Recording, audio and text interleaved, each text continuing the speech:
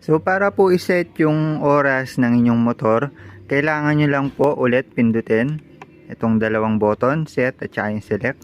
Sabay po yan, mga 3 to 4 seconds. Tapos pag nakita nyo na pong nagbiblink yan, ibig sabihin pwede nyo na po siyang i-edit. Para palitan po, halimbawa nagbiblink, gusto nyo palitan yung hour at saka yung minutes, una nyong pipindutin is itong set. So pag pinindot nyo po yung set, magbiblink na lang po yung R natin or yung unang number. So para palitan po yung R natin na nakasulat dyan, click lang po natin to select. So ayan, isang click, isang number. So basically babalik ko lang siya sa dating oras.